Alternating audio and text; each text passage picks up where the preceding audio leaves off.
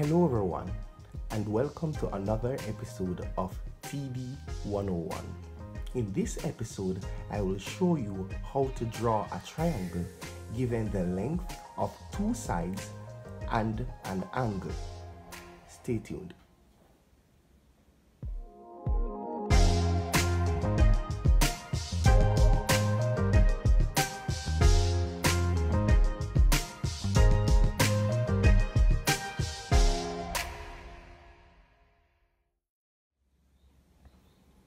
Okay, so today we are going to construct two triangles.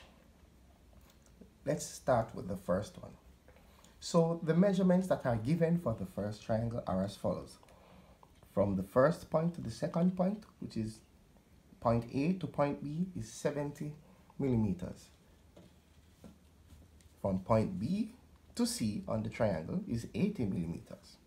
And there's an angle formed at point A. And this is how angles are noted.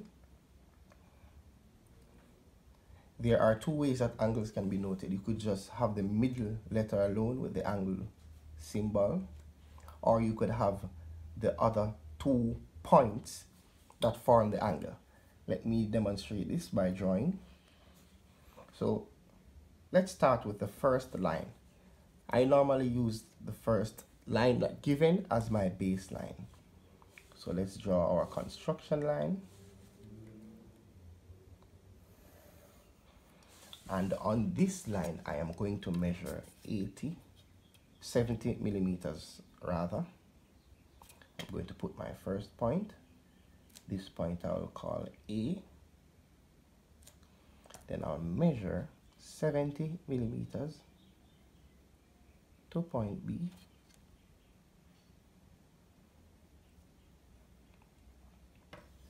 Then I am going to proceed to brighten or outline this line. Now this can be done before or after. I'm doing it before. Now the next thing that we need to do is measure BC. But whenever you're given a line but you don't know the angle for the line, rather than drawing a random line and measuring it, we are going to take our compass and open it to the measurement. So I'm going to place the compass point at 0 and open it up to 8 centimeters or 80 millimeters. So this goes for, even in the previous video when we were given AC and BC, we did not know the angles that they sloped at, but we knew the measurements, so we opened our compass to those measurements. So that principle is applied anytime you're given a line that you don't know the angle, but you know the measurement. You open your compass to that measurement, place the compass at point B, then swing an arc. Now the arc will be swung so that the other line can touch it. Now, we were not given the length of AC. We were not given the length of AC, but we were given the angle that is at A. So once we are given that angle,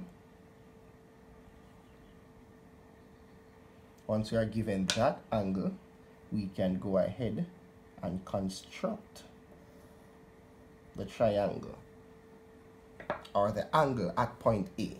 Now it's a 45-degree angle, and we should know how to construct a 45-degree angle. If we are not sure how to do so, please revert the previous video. I don't quite remember the episode, but I'll link it in the description. So just look in the description and you will see it. So let's construct the 45-degree angle.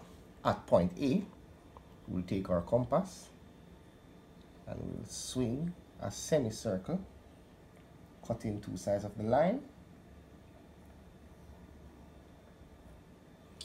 And let me do that a bit brighter so that you can see. So at these 2 points that are created, we're going to open our compass a bit wider so that it's convenient. and we are going to construct a 90-degree angle.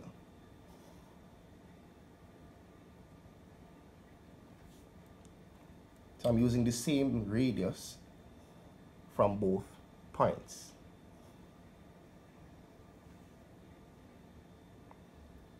Now once I've gotten where that point where the arcs intersect, I'm going to draw a line through A,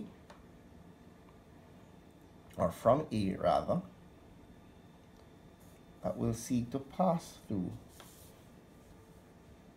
this point. Now we have our 90-degree angle, and we will now bisect that 90-degree angle using this point where the bisector line is intersecting the semicircle, and this point where the semicircle is intersecting the line AB. So I'm going to choose a convenient radius, and using the same radius, I'm going to swing an arc from this point and from this point. So now I've gotten the arc that will be used, and for this I'm going to use my 45-degree set square just to ensure that it's indeed 45 degrees, and as you can see it is. I'm going to draw this line, and it will intersect here. Now wherever this line intersects the arc that was swung from B, that's where point C will be, because it says point C is 80 millimeters. So anywhere from this point to any point on the arc will be 80 millimeters. And it says from A to C is 45 degrees in terms of the slope AC. Line AC is 45 degrees. So since line AC is 45 degrees, I can now brighten this line to the point where it touches the arc that has swung from B, from point B. So this is 45 degrees, and it is touching the arc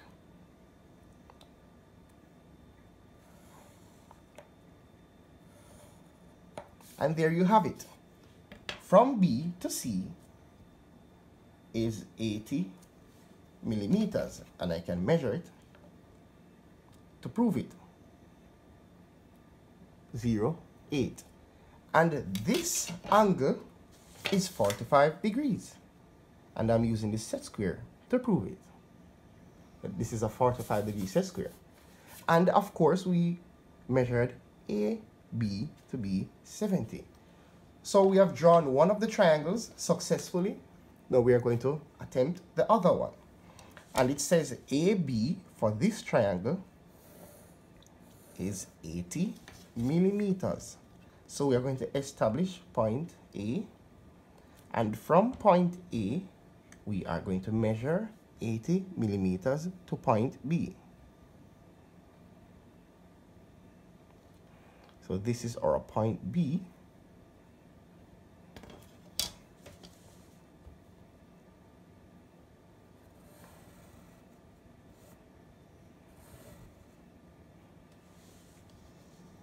Now that we have line AB, which is a part of the triangle, we can now establish line BC. Now again, we are given the measurement for BC, but this time around we are given the angle. So we can do one of two things. We can construct the angle first, or we can swing the arc first. It doesn't matter which one we do, but I like to create the angle first. Notice we are not given AC, but that doesn't matter. We have enough information over here to get AC, because once we get BC, we can connect C to A to complete the triangle. So let's go ahead and construct a 60-degree angle at point B. I'm going to set my compass to a convenient radius, and from point B I'm going to swing a semicircle, and the 60-degree angle will be turned this way. So I'm going to put the compass over this side of the semicircle where it touches the line, and I'm going to swing an arc to cut the first arc. Now the radius for both arcs are the same. I hope you are seeing the arcs. And please note these arcs are to be done in construction lines. So now this point where both arcs intersect will now be used to draw my 60-degree angle. And I like to use the corresponding set square just to prove that my angle is correct. That's why I'm using the 60-degree set square to draw the line. Now I'm not going to brighten it as yet until I have established where on the line 50 millimeters is. I can either measure 60 millimeters or I can open my compass 50 millimeters, sorry. I can open my compass to 50 millimeters and swing the arc from B. Now here is 50 millimeters. Now this is point C. So now we see why we did not need to know the length or the angle for AC, because we can find point C separately. We were given the angle at B, A, B, C, the angle at B. And we were also given the length of BC and the AC. So once I've established point C, I can go ahead and brighten the line BC. Then all that is left to be done is to connect points A and C to form a line AC. And there you have it. I have constructed two triangles given the length of any of the two sides and the measurement of any one of the angles. I hope you grasp the concept. Continue to practice. Like the page, subscribe, and share the knowledge. Have a good day.